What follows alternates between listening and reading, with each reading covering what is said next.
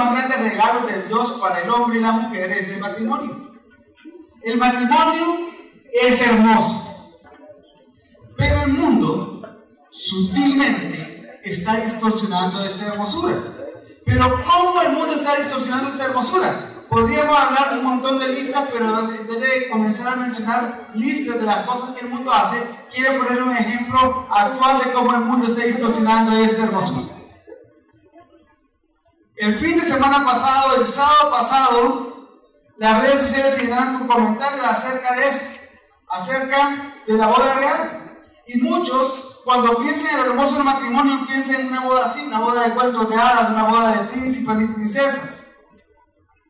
Pero yo no sé si ustedes sabían que los recién casados tenían que aprobar todo lo que el obispo iba a predicar el día de su boda. Y es que en la boda nunca se mencionó el pecado de ninguna manera. Y alguien podría decir, ¿y por qué se iba a mencionar el pecado de alguna manera en la boda? Porque nunca se mencionó, por ejemplo, de que una de las razones del matrimonio es para evitar el pecado sexual y la fornicación. Y por eso no se mencionó eso, porque ellos tenían varios meses viviendo juntos antes de casarse. Nunca se mencionó la necesidad de arrepentimiento. Nunca, aunque se habló mucho del amor, nunca iban a escuchar ahí o nunca escucharon ahí de que Jesús murió por amor a una humanidad pecaminosa que está en contra de Dios, que odia a Dios y que es enemiga de Dios.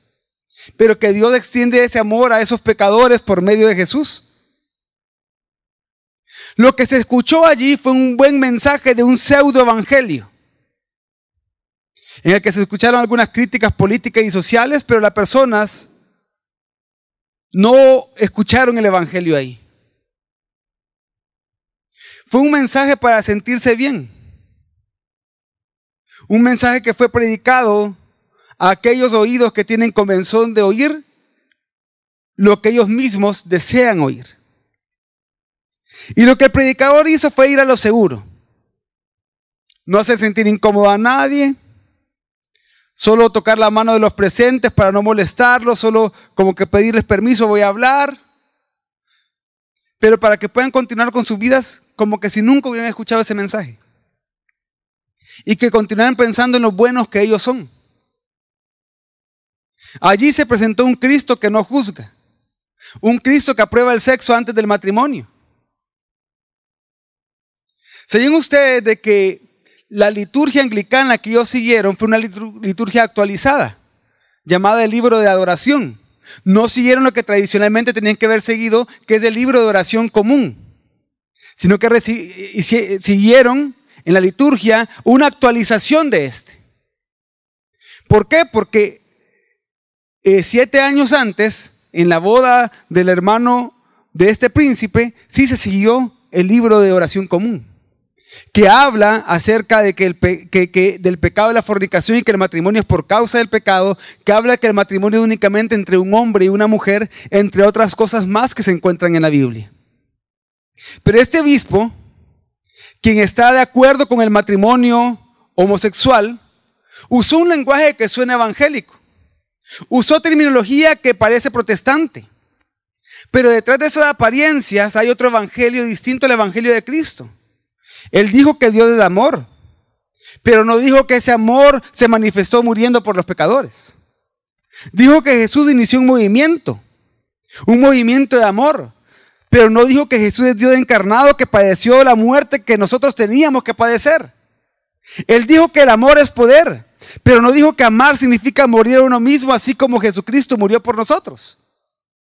Él dijo que el matrimonio es hermoso, pero no dijo que es hermoso porque es instituido por Dios como una unión únicamente entre un hombre y una mujer a modo de reflejar la unión de Cristo con su iglesia. Fue un discurso con puras apariencias de cristianismo, pero sin la esencia del evangelio de Cristo. Y es que lo hermoso del matrimonio, jóvenes, es dar testimonio del poder del evangelio. El papel del matrimonio es representar el misterio entre Cristo y su iglesia, como Efesios 5, 24 al 33 lo habla. Pero quiero brevemente hablar nada más de esto, de qué es el misterio de Cristo y su iglesia. Eso lo encontramos en Efesios 5:30 al 32. En donde Pablo cita las palabras de Génesis 2:24 que dice: y por esto dejará el hombre a su padre y a su madre y se unirá a su mujer y serán una sola carne. Grande de este misterio, dice. Pero estoy hablando esto respecto a Cristo y a su iglesia. Comienza a hablar del matrimonio, está hablando del matrimonio y desarrollando el tema del matrimonio, él comienza a hablar del misterio de Cristo como lo viene haciendo desde el capítulo 1 de Efesios. Y es que el misterio revelado consiste en que todas las cosas serían reunidas en Cristo como parte de la obra de redención y restauración cósmica, inaugurando así la nueva creación a partir de la muerte y resurrección de Cristo. Pero también ese misterio consiste en que Jesús, como parte de la redención y en cumplimiento de las promesas de Dios, vino a reunir en él tanto a gentiles y a judíos, formando de ellos un solo nuevo hombre, un solo cuerpo, del cual el mismo es redentor, Jesús es redentor y cabeza. Y de esa manera Cristo se une con su iglesia. Se le llama un misterio a la manera en la que Jesús logró la unidad entre él y su iglesia. Se hizo uno con nosotros, habitando en cada uno de nosotros para estar unido para siempre con su iglesia. Y entendiendo eso, entendemos el papel del matrimonio, del que nos habla Efesios 5:22 al 23, comenzando a dar entonces instrucciones para los esposos e instrucciones para las esposas. Y es que el papel del matrimonio es representar ante todos el misterio de Cristo y su iglesia. Cómo Cristo y su iglesia están unidos. Es entender el propósito, la identidad y el funcionamiento del matrimonio para poder comprender el misterio de Cristo y de su iglesia. Un matrimonio unido refleja ese misterio, el poder de la obra del evangelio. El poder del evangelio entre dos personas que están unidas, aún siendo diferentes, pero que permanecen unidas. Y es que entonces vemos que el modelo de las funciones en el matrimonio es dado por el mismo modelo entre Cristo y la iglesia. Como Pablo le dice a las mujeres esposas, obedezcan a sus maridos así como la iglesia obedece a Cristo. Esposos, amen a sus esposas así como Cristo ama a la iglesia y se da a sí mismo por ella. Y comienza entonces, a partir del patrón de la unión entre Cristo y la iglesia, comienza a dar las funciones del esposo y de la esposa. Entonces, la finalidad del matrimonio es glorificar a Dios cumpliendo ese papel. La finalidad del matrimonio la podemos ver en una labor o una función vertical, en una función horizontal y una función mutua. Y vamos a comenzar por la función mutua. Dentro del matrimonio, el matrimonio es para procreación, vamos a hablar de eso la próxima semana, para recreación de los cónyuges, pero también para santificación mutua. Mutuamente están santificándose, haciéndose por la vida del evangelio y por la práctica del evangelio más semejantes a Cristo. Pero tiene una función horizontal, que es dar testimonio del poder del evangelio. Por medio de ese matrimonio que procrea, que se recrea y que se santifica, se está dando testimonio del poder del evangelio y por eso así cumple la función vertical, que es adorar a Dios. Entonces, por medio del matrimonio, los matrimonios cristianos pueden adorar a Dios.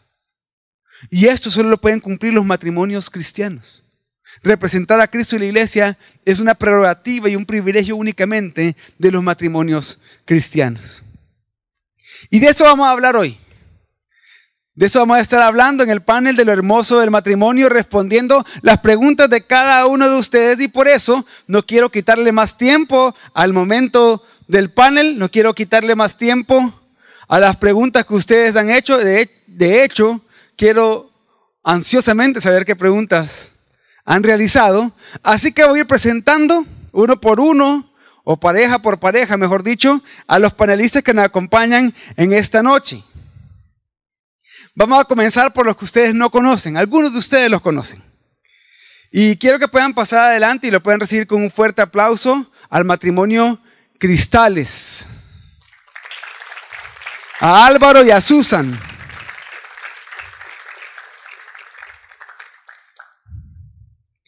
También a otras personas que ustedes las ven todos los viernes, que son el único matrimonio que entre los siervos de Redimidos, a Oscar y Alejandra Salgado.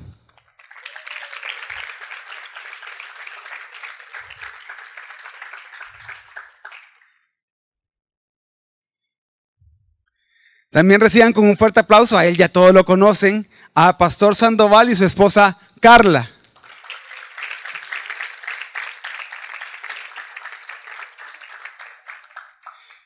Y no sé si mi esposa ya vino, si logró venir. No. Pues yo me voy a quedar aquí abajo de moderador. Me siento solo ahorita. Muy bien, entonces, vamos a comenzar con algunas de las preguntas. No sé quién ya las tiene ya el pastor Sandoval.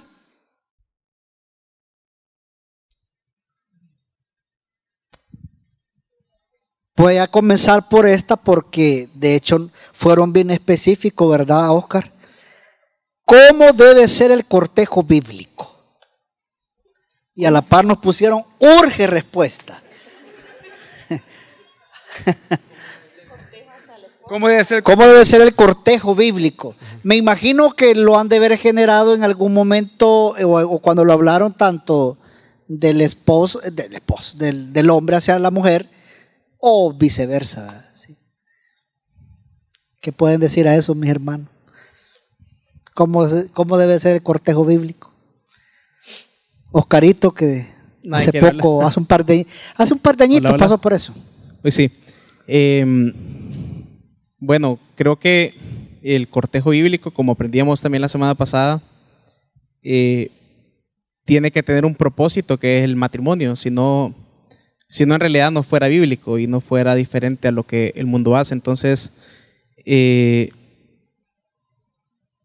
a nosotros la Biblia nos enseña que nosotros tenemos que vivir con santidad, con pureza, y tenemos que glorificar a Dios. Entonces, si nosotros vivimos así todas nuestras áreas, el cortejo de un hombre hacia una mujer debiera de ser así también. Debiera de ser santo, puro y que glorifique a Dios. Entonces, el cortejo de un cristiano hacia una cristiana no puede ser como el mundo lo hace. No puede ser algo informal y no puede ser algo que lo hagamos con cada persona que nos gusta. Precisamente porque tenemos que estar seguros que es la persona que nos gusta. Entonces, quizás lo definiría así, como algo santo, algo puro y que glorifique a Dios. Algo que lo que dice Oscar es bien, si nosotros lo llevamos al patrón bíblico, al modelo que nos da Cristo, vemos que Cristo no anduvo cortejando distintos pueblos. Cristo murió por un solo pueblo, por su pueblo, por la iglesia. Y a partir de eso, entonces, es un buen modelo para la soltería y después para el cortejo bíblico.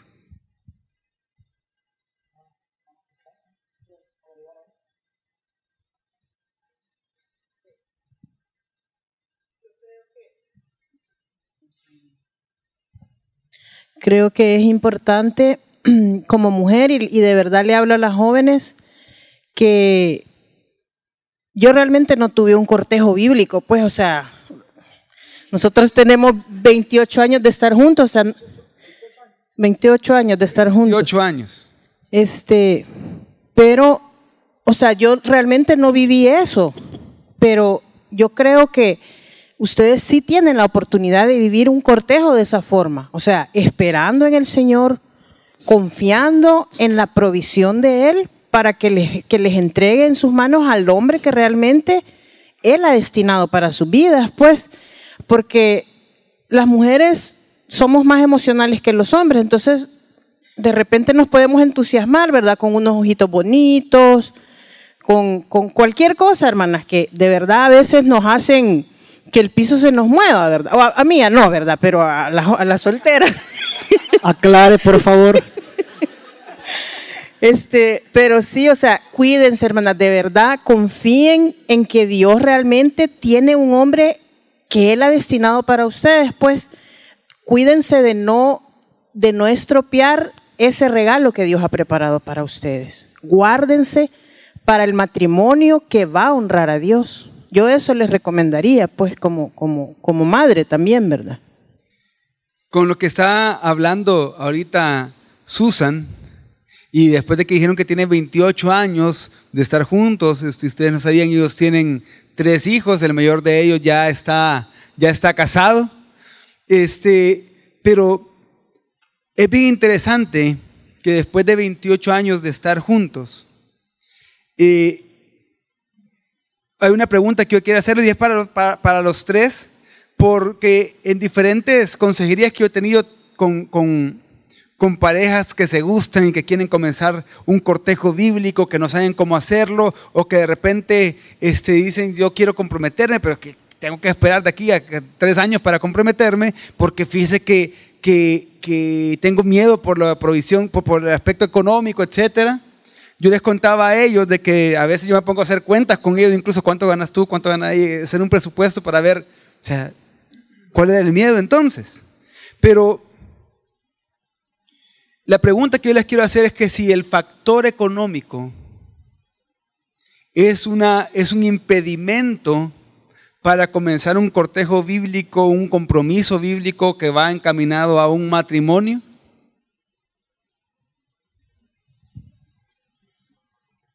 Buenas noches. Bueno, en nuestro caso, con relación a esa pregunta, hemos vivido muchas experiencias en nuestro matrimonio. De la parte económica, sobre todo porque es donde creo yo que al ser humano le cuesta mucho entregarle esa área a Dios, porque siempre buscamos la seguridad en lo económico. Y de la parte económica, muchas de nuestras decisiones las hacemos depender de eso. Ahora, nosotros hemos sido enseñados y Dios nos ha mostrado que definitivamente la parte económica es algo que no debe de definirnos o de que sea la base para tomar una decisión. Es importante porque obviamente necesitamos tener un ingreso y poder tener una familia ordenada y pensar en un matrimonio teniendo cosas que vamos a necesitar en el matrimonio. Pero realmente con relación a la pregunta del pastor, nosotros como matrimonio podemos decir con seguridad que la parte económica no debe de ser un factor que defina si me voy a casar o no me voy a casar, o si es el momento o no es el momento para casarme. Ahí es donde somos probados, si verdaderamente estamos confiando en Dios. Y si le hemos creído a la palabra, Dios va a proveer. Dios es un Dios de orden y entonces en el momento justo, Dios va a proveer para que nosotros podamos cumplir y dar ese paso en nuestra vida que Dios la ha destinado para el caso de los que lleguen a casarse. Dios ya lo destinó y entonces Él va a proveer las maneras para que el matrimonio pueda sostenerse y es a través de Él mismo. Bueno, en nuestro caso personal, nosotros estábamos bien jóvenes, ¿verdad? Yo tenía 26, bueno, fue hace 2 años, así que estábamos igual. Estaban casi igual que ahora. Pero sí teníamos temor de, pues obviamente vivíamos con nuestros papás, pensábamos quizás ya no vamos a tener los mismos lujos que teníamos con nuestros papás, o qué va a pasar, o qué pasa si no podemos pagar un mes, etcétera, ¿verdad? Pero un consejo que mi mamá me dio a mí y muy importante, es más que todo como mujer, que a veces uno piensa que su boda tiene que ser súper espectacular y como que la de la princesa, vea ahorita que se casó. Pero realmente todas esas cosas son vanas en sí mismas. Y no es que no sea importante, porque sí lo es, pues, pero al final el propósito del matrimonio no es una boda, no es un momento, no es un evento, sino que es de verdad querer con tu esposo, querer glorificar a Dios. Y cuando tú tenés ese mismo pensamiento, Dios te provee. Yo no les puedo explicar hasta los pequeños detalles que Dios tuvo que cuidar en nuestra boda, en nuestra casa, en todo. O sea, para decirles que yo soñaba con unas flores específicas y ese día, no sé qué pasó, mi papá es ingeniero agrónomo, entonces hubo un cliente que le dijo, te regalo todas las flores que quieras ir a cortar, puedes ir a cortarlas. Entonces, para nosotros fue como, hasta en esas cosas tan pequeñas, Dios tuvo cuidado de nosotros, ¿verdad? Entonces, obviamente, si tu fe y tu vista está puesta en Cristo, obviamente todo viene por añadidura y Dios es el que ordena todo, como decía el hermano, ¿verdad? Yo creo que es bien importante, apoyando lo que dice Ale, es necesario, porque si es necesario, no vamos a obviar lo que es lo económico, pero yo creo que lo más importante es con qué corazón tú te quieres casar, cuál es la actitud, porque una mujer todo el tiempo sueña una boda real, vea, como dicen, pero no es necesario. Lo importante es la actitud de nuestro corazón, es honrar a Dios de acuerdo al matrimonio y la confianza que vamos a tener. Yo en mi caso, pues con mi esposo, él es el que tenía miedo a casarse. De verdad, me dice un día, le digo, ¿cuándo nos vamos a casar? Me dice, pues por mí ya. ¿Y cómo vamos a hacer? Me dijo. Yo le digo, ¿en quién estás confiando? Y es que la verdad es esa, es que realmente en quién estamos confiando, pero no vamos a obviar que también es necesario cómo vamos a vivir, el hogar donde vamos a vivir, las cosas que vamos a tener. Y el día que nosotros decidimos casarnos, increíblemente comenzaron a sembrarnos las cosas. Todo lo que tenemos en la casa es sembrado. Comenzaron a decir, te siembro la cocina, te siembro la refri, pero eso es lo hermoso, que comenzás a ver cuando uno realmente quiere honrar a Dios, Dios lo termina honrando a uno. Así que sí es necesario, pero no es fundamental también. Hasta el ring nos sembraron, Pastor David. Con eso te digo todo. Ellos creo que todavía no entienden esa frase, más adelante la van a entender. Pero yo creo que basándose en la pregunta que tú hiciste acerca de que si es importante la economía en el cortejo, yo creo que esto más que todo es con nosotros los hombres. Lo que dijo mi esposa hace un ratito es cierto. O sea, ese temor se puede generar en nosotros los hombres porque entendiendo claro el contexto que la Biblia dice de que Dios ha destinado al hombre para que pues él pueda ser el proveedor. No está mal, o sea, no está mal que uno en algún momento pueda llegar a sentir ese cierto temor, pero el problema es que ese temor vaya a ser guardado en nuestra mente y en nuestro corazón. Vuelvo y repito, el temor es normal, pero aquí es donde viene también, bueno, de hecho, en mi caso personal, las palabras que ella me dijo en aquel entonces, hace más de 15, 16 años, ¿verdad? Cuando ella me dijo esa frase, me dijo, no, aquí el cobarde soy yo, porque estoy confiando claramente en lo que yo o en lo que mis ojos logran ver a través, claro, de la economía que tenía en ese momento y no realmente confiando en que Dios es el que iba a proveer todo. Ahora, quiero hacer un paréntesis.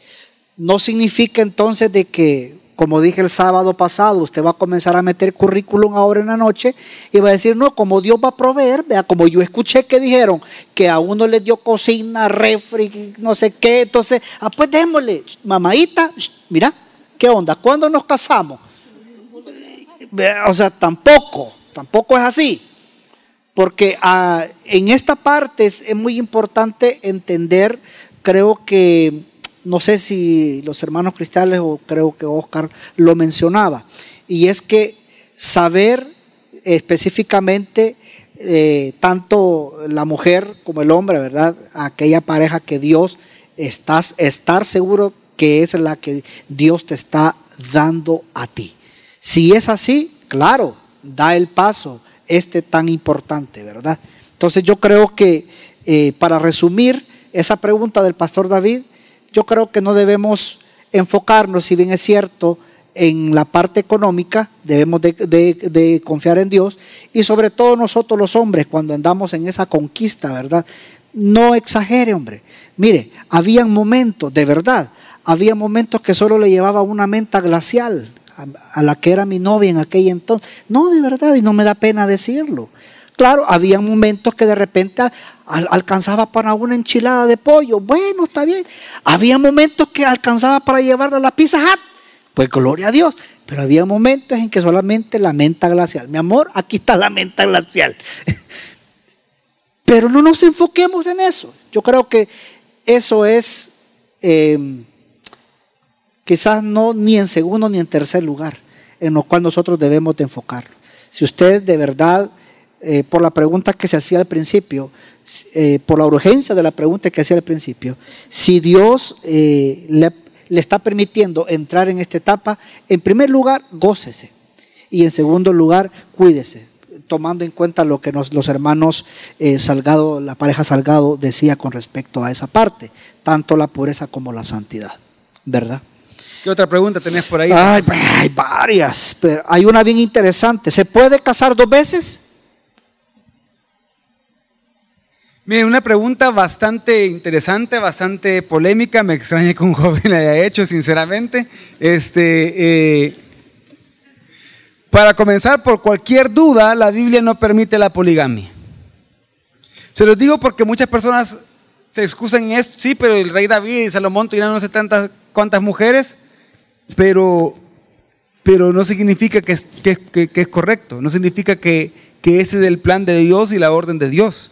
Dios en su ley nunca ha establecido que el hombre tenga muchas esposas, ni nunca ha permitido el adulterio. Pero en la Biblia hay ejemplos de personas que se casaron más de una vez por cuestión de viudez. De hecho, dentro de la misma ley estaba que si el esposo moría y el hermano del esposo aún no estaba casado, él tenía que casarse con la viuda para poder seguir con el linaje del que murió. O sea que ahí la mujer se estaba casando 2 veces. En otros casos también, por ejemplo, ya en el Nuevo Testamento, al final de 1 Corintios 7, que nosotros hablamos la parte de la soltería de 1 Corintios 7, si se recuerdan hace un par de semanas, dice que si uno de los cónyuges muere, bien hace con casarse, si así lo desea, la persona que queda viuda. ¿Qué es lo que sucede también? De que también vemos de que la Biblia prohíbe el divorcio. Que el divorcio fue más que una concesión por la dureza y por el pecado del corazón del ser humano, no estaba dentro del plan de Dios. Por eso que a Jesús, cuando le preguntan acerca del divorcio, le preguntan por qué Moisés lo mandó. Jesús corrige en su respuesta y dice: Moisés lo permitió por la dureza de sus corazones. Y pone limitantes en qué ocasiones está permitido hacerlo. En caso de adulterio, en caso de fornicación, y luego el apóstol Pablo en 1 Corintios 7, en caso de que el cónyuge sea inconverso y quiera él o ella divorciarse. Pero ¿qué pasa con las parejas que casaron? ¿Pecaron? ¿Que se divorciaron? ¿Pecaron? Sí, pecaron. Pero el divorcio no es el pecado imperdonable. Es la blasfemia contra el Espíritu Santo. Por lo tanto, si se vuelven a casar, no es como que se les va a rechazar o se les va a echar de la iglesia y todo eso, pero se esperaría que en esa situación que no es lo normal o que no es la regla general según la palabra de Dios, pero que sin embargo por causa del pecado en el corazón del ser humano, cada vez se va viendo más común eso en la sociedad. Vemos de que debería ser un matrimonio entonces, sobre todo si son cristianos los que se casan, que deberían de entonces ir a la Biblia y ver qué significa un matrimonio cristiano. ¿Alguien quisiera ahí abonar algo? ¿No? Ok. Siguiente pregunta. ¿Cómo sé que tengo el don de la soltería? Yo creería que ahí, yo pienso que ahí Dios se lo tendría que hablar específicamente. Jesús también en Mateo 19, cuando está hablando de esto, del divorcio y todo esto, que después de hablar de esas cosas, los apóstoles le dicen, pues que mejor nadie se case. No, les dice Jesús. Eso no es para todos. Eso es por algunos que le he dado por Dios. Entonces, esa persona tendría que tener una muy buena relación con Dios para saber que esa es parte del llamado de Dios. Como el apóstol Pablo también lo dice, también en 1 Corintios 7. O sea, ustedes memoricen Mateo 19 y 1 Corintios 7 y van a tener un montón de preguntas respondidas. Pero no es para cualquiera. Hace años yo conocí a un joven que decía, porque no le salía en bolsa de baño ni la cine guanaba, él decía que él era como el apóstol Pablo. Sí. De repente ve en redes sociales y ya tiene varios meses de casado, gracias a Dios. Gracias a Dios, pero entonces él andaba diciendo eso, pero por su circunstancia, no porque Dios de verdad le haya hablado acerca de eso. Sí. No, de hecho, acá en nuestra iglesia conocemos de una persona que asegura que realmente Dios ya le habló con respecto a eso. Pues esta persona pasa ya de más de 45 años. Y realmente yo creo que la respuesta correcta es la que tú dijiste al principio. Definitivamente Dios tiene que decirlo. O sea. Y hay una característica muy especial en la persona de la que se menciona el pastor Sandoval, que es de que ustedes no ven a esta persona quejándose. Ven a esa persona con gozo respecto a esto que Dios le ha concedido vivir. Respecto a ese don y ese llamado que Dios le ha hecho, y ven ustedes que es una persona sumamente servicial para la obra de Dios. Sumamente piadosa también. Sí, y que vive precisamente lo que vimos hace 2 semanas en 1 Corintios 7, que vive para agradar al Señor. Otra pregunta. ¿Qué pasa si mi pareja es de otra religión? Yo quiero entender en esta pregunta, cuando se menciona pareja, no sé si la hicieron en base al contexto ya de matrimonio o en el contexto de que nosotros entendemos en el salvadoreño como noviazgo, ¿verdad? Entonces, ¿qué pasa si mi pareja es de otra religión? Entonces creería que quizás es en un contexto de noviazgo. La respuesta es bien sencilla. La Biblia es muy clara cuando habla con respecto a esto y menciona de que no se puede unir en yugo desigual, ¿verdad?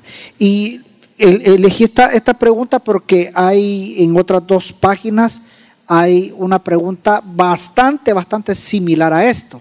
De hecho, esta misma pregunta que aparece acá, él mismo da la respuesta acerca del yugo desigual. Entonces yo creo que si una pareja, por ejemplo, sea hombre o sea mujer, si tú sabes de que no cree y tú estás convencido de lo que tú estás creyendo, es decir, vienes a la iglesia, te congregas, te discipulas, sirves y tú crees firmemente en quién es Dios y la otra persona no, pues te aconsejo que lo mejor que puedes hacer, aunque te duela emocionalmente, porque no vamos a dudar que va a doler, que te alejes, que cortes, porque si esa persona ha decidido no creer en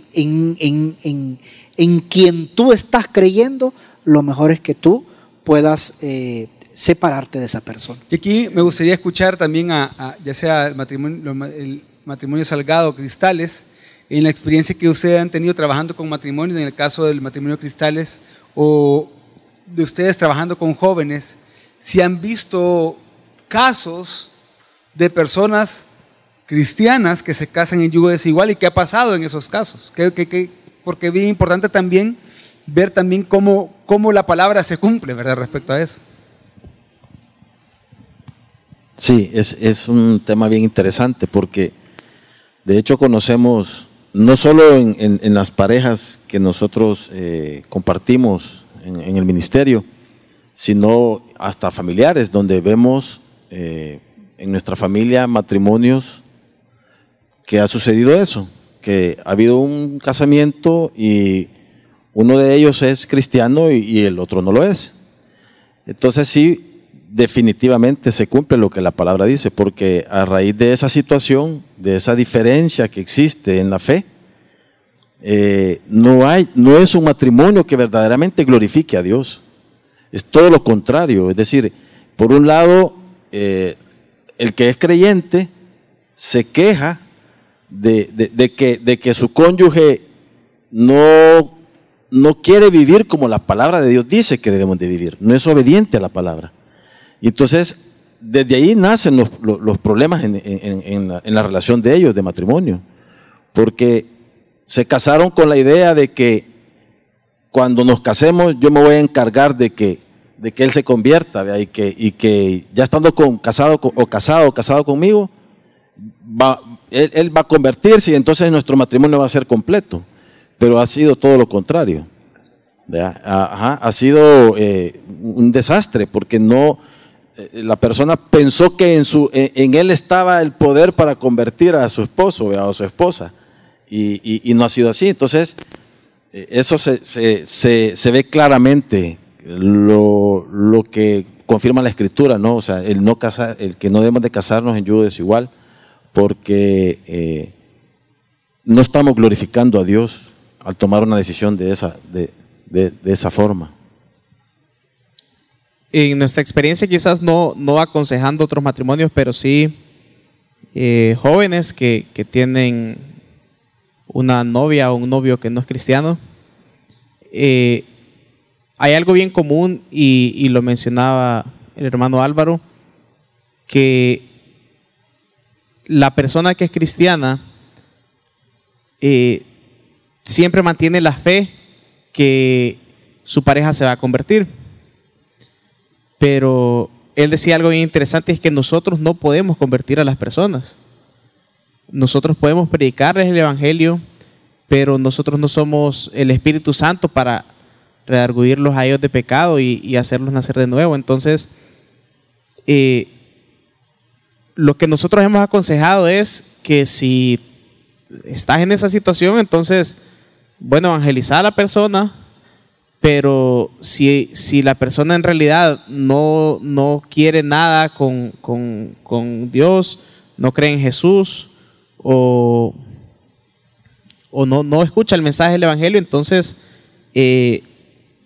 no hay nada más que hacer que orar por esa persona, porque tampoco podemos nosotros exigirle a Dios que lo convierta, pero tampoco entonces podríamos nosotros continuar en esa relación con alguien que sabemos que rechaza a Jesús. Y si es bien diferente, por ejemplo, con amigos que nosotros podamos tener que no sean cristianos. No quiere decir que les vamos a dejar de hablar para siempre, pero sí hay que hacer una diferencia entre mi relación con un amigo al que yo constantemente le predico de Jesús y que yo no voy a compartir lo que él hace, pero yo voy a seguir orando por él, a yo entrar en una relación con una persona que pueda llegar a casarme, porque entonces nos volvemos una sola carne. Y acuérdense que Dios no cohabita con el pecado. Entonces, al final siempre va a ocurrir eso. El mismo pecado de la persona, que no quiere decir que nosotros no lo tengamos, pero el mismo pecado de rechazar a Jesús, que por gracia ahora nosotros no rechazamos a Jesús, pero seguimos pecando, entonces es lo que termina ocasionando o separaciones, o incluso que de repente el hombre que no era cristiano entonces prohíbe a la mujer ir a congregarse, o la obliga a formar parte de otra religión. Yo creo que algo bien importante en medio de esto es para las señoritas, porque puede ver el caso también de aquel hombre que finge que quiere conocer a Dios y viene con usted a la iglesia y se congrega con usted. Se lo digo porque yo conocí una persona que, bueno, estaba yo en Santa Ana y el muchacho era de aquí, de San Salvador. Y él le gustaba a esta persona y viajaba todos los domingos a las 7 de la mañana, ya estaba en Santa Ana para ir a la iglesia con su novia. Todos los días. Y de verdad les quiero hablar a las señoritas, sean sabias.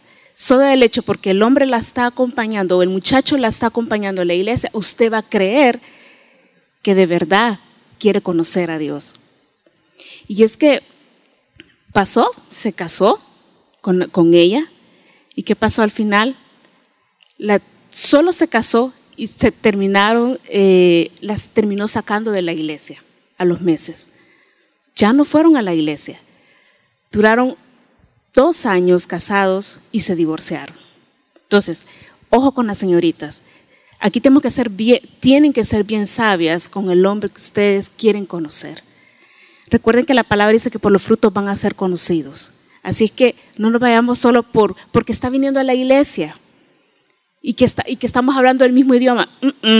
Tengan mucho cuidado con eso. Así que eso les invito, que tengamos cuidado y no nos vayamos solo porque me está acompañando. Tenemos que ser muy sabias, señoritas. Siguiente pregunta, y esta la voy a hacer directo con hermanos Cristales porque aplica para ustedes, hermanos. ¿Cómo es el matrimonio después de varios años? Cuenten.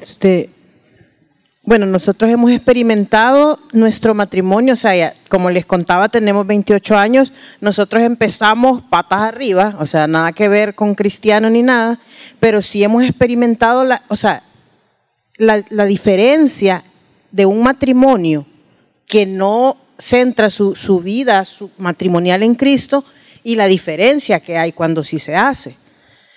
Entonces, igual la experiencia siempre la vamos a vivir con Cristo o sin Cristo, siempre va a ser difícil o fácil dependiendo de lo que nosotros realmente hagamos cada uno en nuestro matrimonio. Pues, o sea, conforme el tiempo va pasando, vamos conociendo más y más a nuestra pareja, ¿verdad? Y entonces de repente ya no nos extrañan algunas cosas, nos vamos acostumbrando, pero yo en lo personal creo que hoy amo más a mi esposo que hace muchos años, pues la diferencia quizás que ha sido que tengo un corazón renovado, pues, y ya no veo a Álvaro como un hombre normal, sino como el hombre en el que habita Cristo, y esa es mi esperanza, que ya lo veo a él como un hombre realmente diferente, ¿verdad? Pero definitivamente para mí ha sido de menor a mayor, o sea, la experiencia ha ido mejorando pues con los años, ¿verdad? Yo realmente, abonando un poco a lo que decían antes de que, o sea, el matrimonio siempre va a ser difícil. O sea, la gente piensa que cuando nos vamos a casar todo es color de rosa. O lo comentaba el pastor antes de comenzar y decía, la gente, o sea, si alguna le pregunta a usted por qué se quiere casar, nadie le va a decir porque quiero sufrir y hacer mi vida, o sea, destrozar mi vida. No, la gente se casa con la expectativa que van a ser felices. O sea, nadie que está pronto a casarse va a decir, es que mira, me voy a casar porque estoy anhelando sufrir. O sea, no, o sea, la gente dice, yo me quiero casar porque quiero ser feliz. Ni siquiera dice, quiero hacer feliz a la otra persona, quiero ser feliz yo. Entonces, pero ese es el pensamiento del mundo ahora. Cuando Cristo está en nuestro matrimonio, las cosas son súper diferentes, sobre todo cuando nosotros entendemos que no somos 2 personas casadas, sino que somos 2 pecadores, que cada día estamos perdonando y perdonándonos, o sea, perdonando y pidiendo perdón. O sea, para mí ha sido una experiencia súper especial, sobre todo ahora que estamos en Cristo. De verdad estoy más enamorada de mi esposo que hace muchos años atrás, ¿verdad?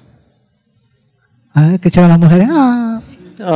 Sí. Bueno, yo, pastor, te digo, esa pregunta es una muy buena pregunta, ¿verdad? Porque realmente cuando uno empieza su matrimonio, la expectativa es esa, ¿verdad? De hecho, hasta que la muerte los separe, ¿verdad? Pero después de cierto tiempo, el amor que a uno, mariposas en el estómago, el amor no es que deje de existir, sino que se va madurando en la relación.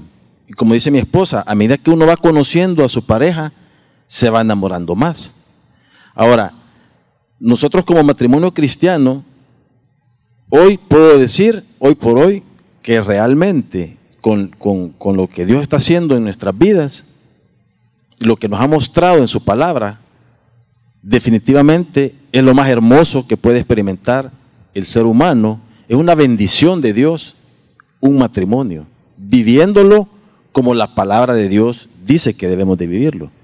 Pero es algo hermoso. A mí me gustó mucho lo que hemos aprendido acerca de lo que el matrimonio representa, que explicaba, nos recordaba el pastor David ahora en la enseñanza, ¿verdad? Que es para recreación, que es importante, para procreación, pero también para santificación.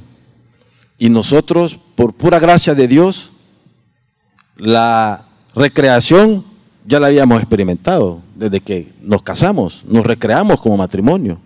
La procreación de igual manera, ya con 3 hijos. Pero la santificación ahora la estamos viviendo y la estamos disfrutando, porque ella me santifica a mí y yo la santifico a ella. Porque el perdón es parte del proceso que Dios utiliza para podernos santificar. Así es que, en una palabra, pastor, es hermoso, después de varios años el matrimonio. Ok. ¿Tú querés agregar algo acerca de esta pregunta? Ok. Aparte del adulterio, ¿hay otra circunstancia por la que se permita el divorcio, como por ejemplo el maltrato físico? Yo creería que sí, y aquí quiero ser bien cuidadoso. Por eso les digo, yo pienso que sí, pero les voy a dar mi interpretación de un pasaje bíblico por lo cual yo respondo así. Porque si hay maltrato físico de parte de uno de los cónyuges hacia el otro, y eso no es algo circunstancial, sino que es algo que se va viviendo, entonces eso es práctica de pecado. Y aquel que practica el pecado no es de Dios, dice 1 de Juan, sino del diablo. 1 de Juan 4, si mal no recuerdo. Entonces, a partir de eso, pues yo aquí estoy armando mi argumento del por qué yo respondo así. A partir de eso, entonces ya se ve que se está pecando continuamente. Y obviamente, el maltratado o la maltratada puede, que en la gran mayoría de los casos sabemos que es la maltratada, puede, perdonar, y uno puede decir, debe perdonar, pero aún así no tiene que seguir soportando ese abuso, no tiene que seguir soportando esa violencia.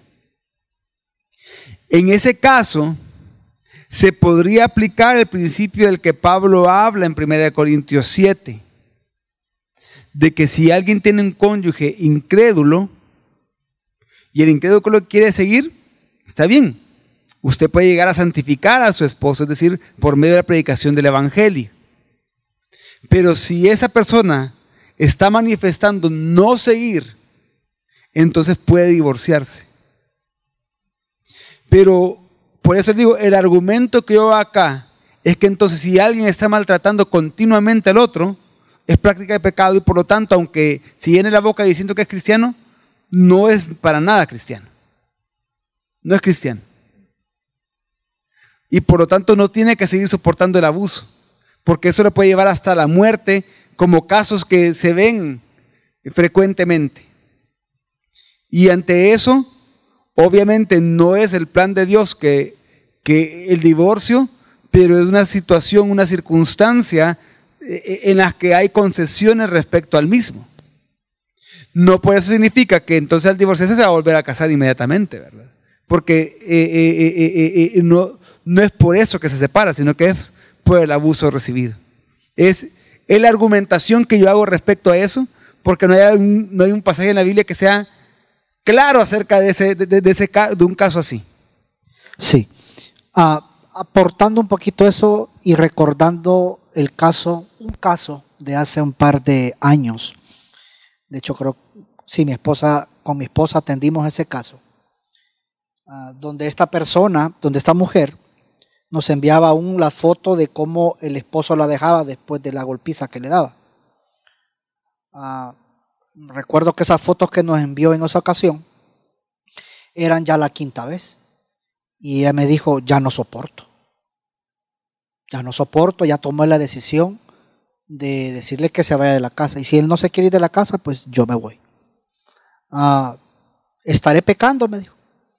Pues yo comparto mucho lo que tú dijiste, tu argumento y la explicación que tú diste hace un momento. ¿Me puedo separar? Me dijo. Ok, mira, es muy pronto para que tú puedas dar esta respuesta. Entiendo que hay dolor, entiendo que hay frustración, entiendo que hay enojo. Ahora, quiero aclarar algo también aquí en medio de esto, porque en algún momento me ha tocado hacerlo. Y soy bien específico, lo he hecho en 2 ocasiones. Cuando son casos así, lo más común es que el hombre golpea a la mujer, ¿vea? Aunque hoy en estos dorados tiempos también hay casos en el que la mujer golpea al hombre, aunque usted no lo cree. Pero normalmente es el hombre. Y en esos casos, en primer lugar le digo, ok, si tú no haces lo que la ley de este país pide, pues yo lo voy a hacer. Y como repito, han habido en 2 ocasiones en el cual yo lo he hecho. ¿Y qué? Denunciar un maltrato. Ahora, el denunciar un maltrato no se está deshonrando a la pareja, porque lo que se está cuidando ahí claramente es la integridad de la persona. Entonces, esta persona en medio de todo ese dolor, enojo, entró en esa crisis, porque me decía, ¿estaré pecando si yo me voy o lo echo? Pues ninguna de las dos, dije, porque lo que tú estás salvaguardando hoy por hoy es la integridad física tuya. De hecho, en algún momento ella estuvo embarazada, perdió su bebé por una golpiza de esta persona. Entonces, es bien difícil poder determinar algo a grosso modo, pero yo creo que si cuando una situación se sale del contexto correcto en el cual un matrimonio debe vivir, yo creo que lo más sabio que se debe hacer en esos momentos, y lo he hecho aconsejándolo de esta manera, es que guarde su integridad física. Y que si Dios en esa etapa en el que pues va a estar alejado de esa persona, Dios en su misericordia salva a aquella persona, lo redime y esa persona pues cambia su manera de pensar, va y pide perdón, pues gloria a Dios.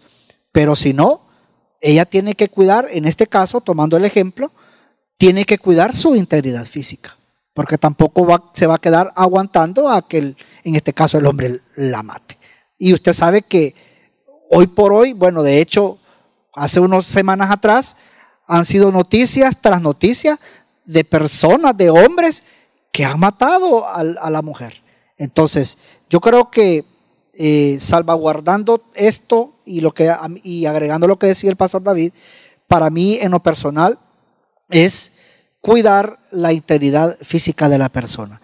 Y si la persona se puede retirar del hogar o le pide a la persona que se retire, pues en ningún momento está pecando, porque lo que está haciendo es guardando su integridad física. No sé si me di a entender, ¿ok?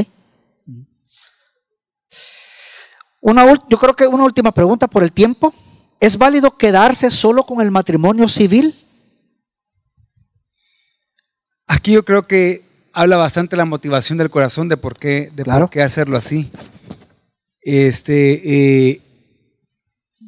Para un cristiano no me cabe a mí la idea de decir por qué te vas a quedar solo con el matrimonio civil, porque le estás dando más valor a lo que obviamente, quiero aclarar, ante el Estado sí tienen que casarse civilmente para poder disfrutar de los derechos del matrimonio, que el matrimonio da a los cónyuges. No estoy diciendo que no se casen civilmente, De hecho, la misma ley a las iglesias nos dice que primero tenemos que saber que esa persona se ha casado por lo civil para poder proceder a casarlos con una ceremonia religiosa.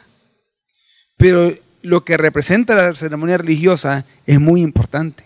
No sé, alguno de nuestros hermanos que quiera añadir algo más a esto.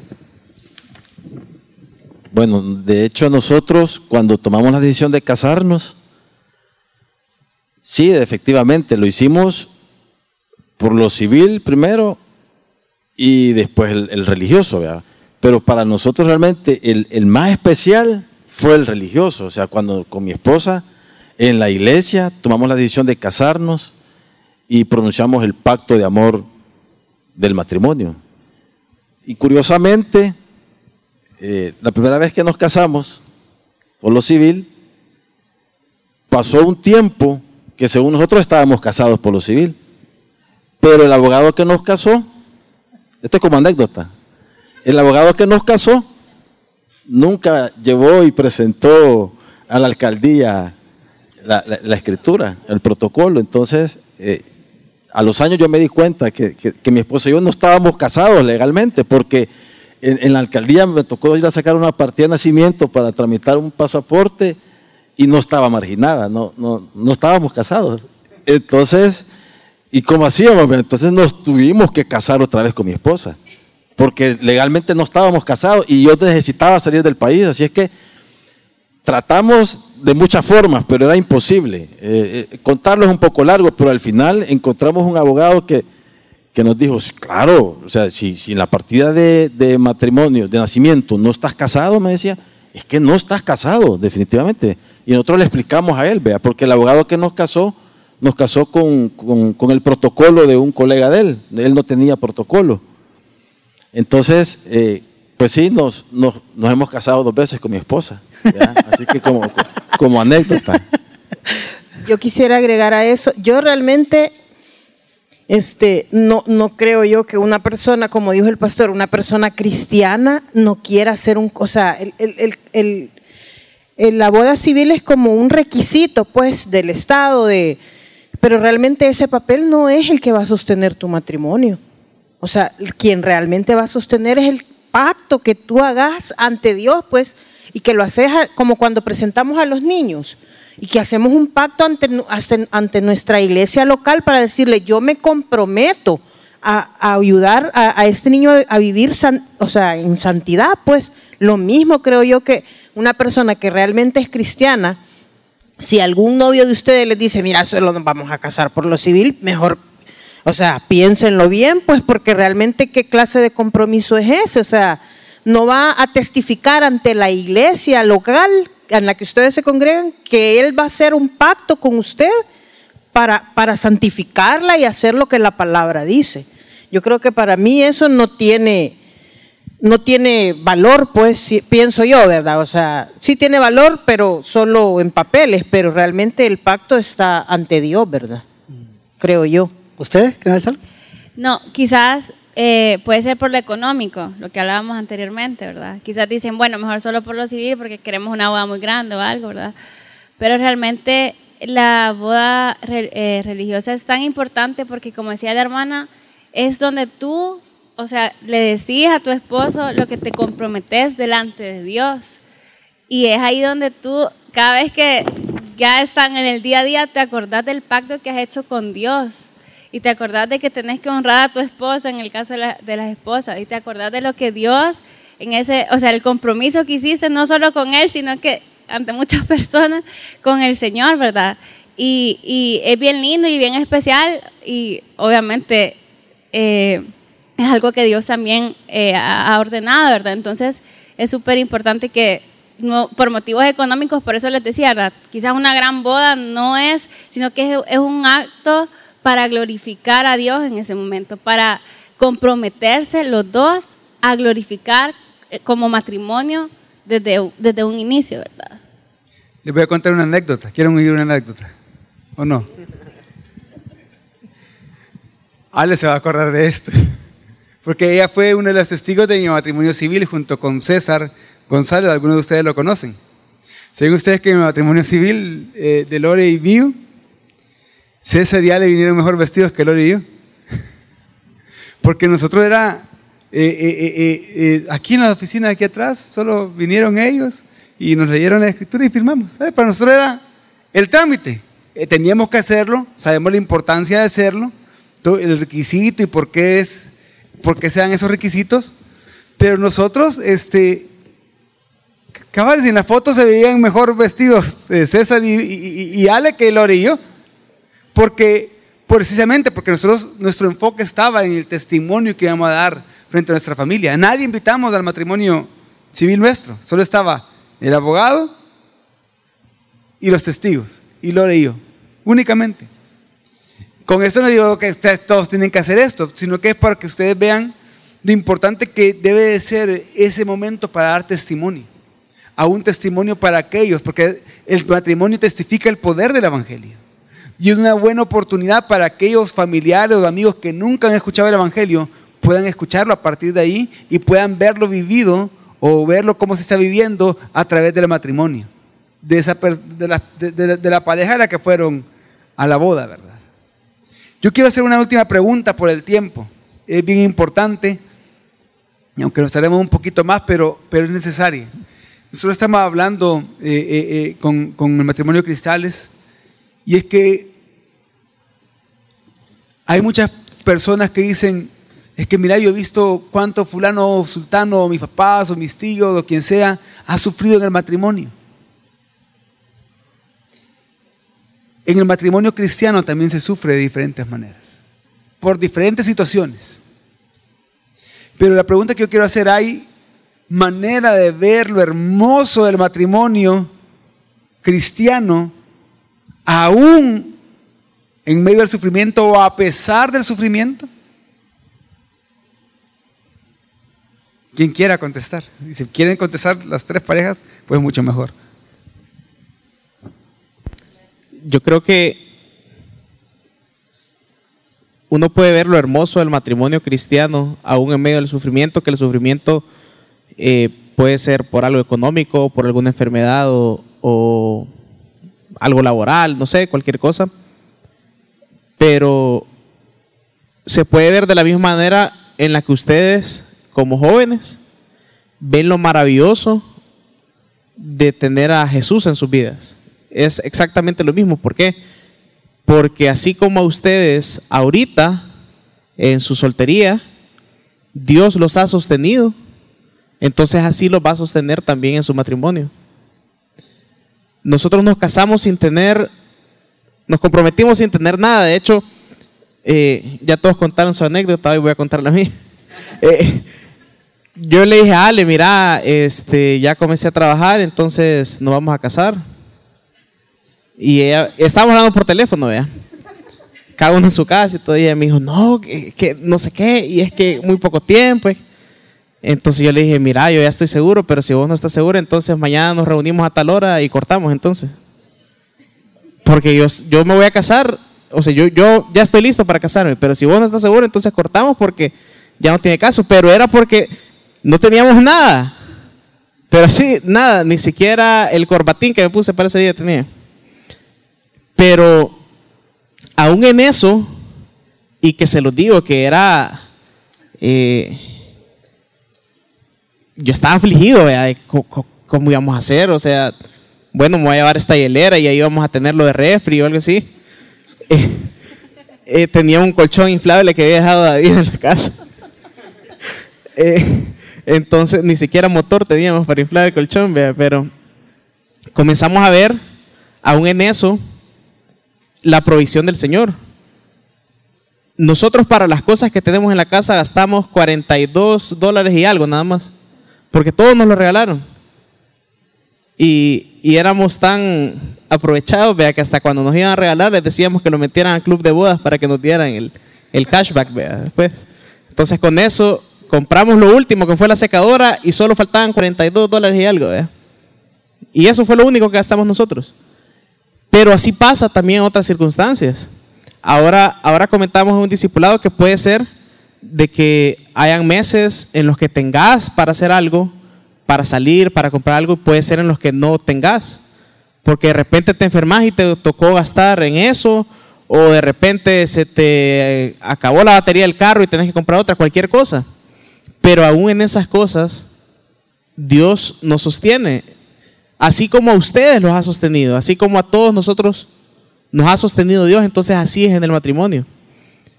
Y por eso es importante un matrimonio cristiano que confíe en el Señor. Si ustedes se casan con alguien que no es cristiano, la otra persona no va a poder confiar en el Señor porque no está capacitada para confiar en el Señor.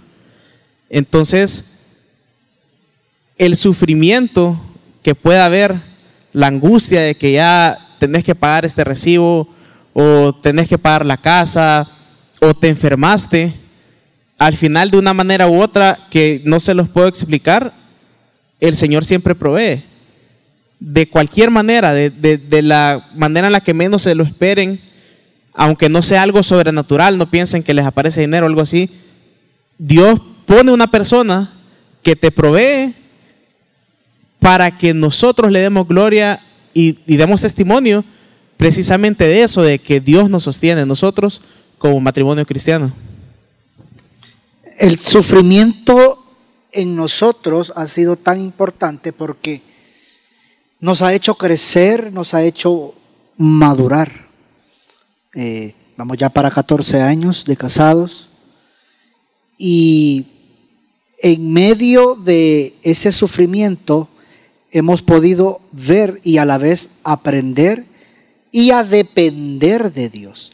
Entonces, para nosotros, de verdad, no voy a contar porque es algo bien largo, pero sí, en lo personal solamente puedo resumirlo en que sí ha sido de suma importancia el sufrimiento, porque en lo personal, como hombre, no soy el que era hace 14, 15 años atrás.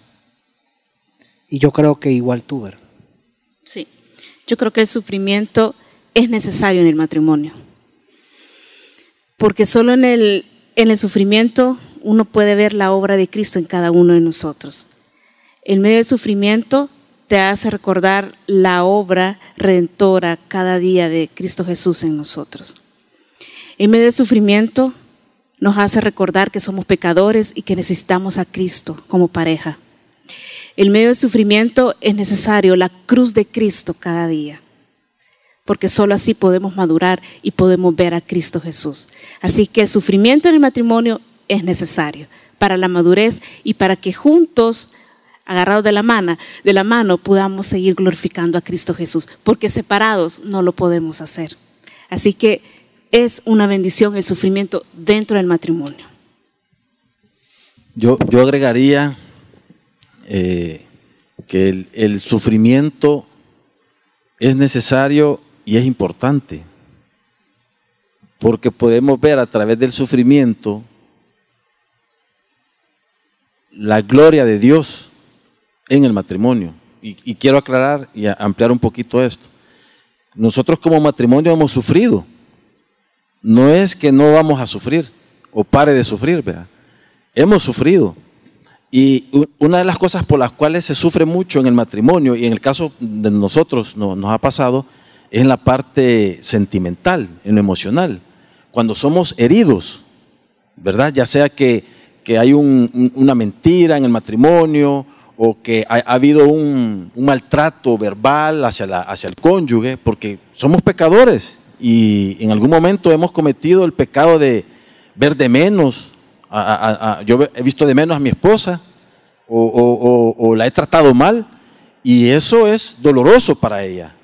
Y de igual forma para mí, he tenido momentos donde ella me ha herido, me ha tratado mal, y eso sufre el corazón de uno.